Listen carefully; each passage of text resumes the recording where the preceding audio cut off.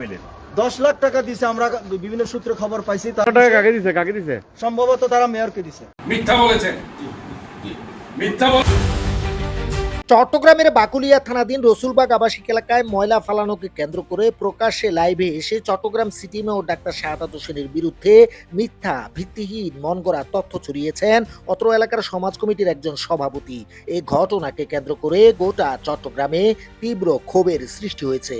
মিথ্যা বলেছেন, second time এই ধরনের আর কথা বলবেন না। মিথ্যা জানা যায় বৃহস্পতিবার 15 জানুয়ারি সন্ধ্যায় রসুলবাগ আবাসিক এলাকার সমাজ কল্যাণ পরিষদের সদস্যরা ও কয়েকজন ব্যক্তি লাইভে এসে চসিক মেয়রের বিরুদ্ধে মিথ্যা মনগড়া ভিত্তিহীন তথ্য ছড়ায় এবং তার কিছুক্ষণ পরে খালপাড়ে থাকা চসিকের সৌন্দর্য বর্ধনের অবকাঠামো ভাঙচুর অবস্থায় পড়ে থাকতে দেখা যায়। খোঁজ নিয়ে জানা যায় সড়কে ইচ্ছাকৃতভাবে ময়লা আবর্জনা ফেলাতে এই কাজ করেছে অভিযুক্তরা।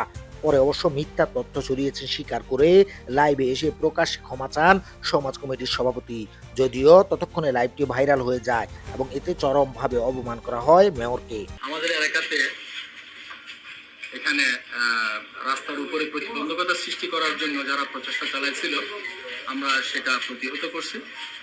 এই ক্ষেত্রে বক্তব্য দেওয়ার সময় আমি এটা আমার অনিচ্ছাকৃত ভুল ছিল, আমি মাননীয় মেয়র মহোদয়ের নাম বলে ফেলেছিলাম। অন্যদিকে রসুলবাগ আবাসিক এলাকার খালপাড়ের ওই স্থানটি একটি স্পর্শকাতর স্থান। এর পাশে রয়েছে একটি মসজিদ, মাদ্রাসা ও বহুতল কয়েকটি ভবন।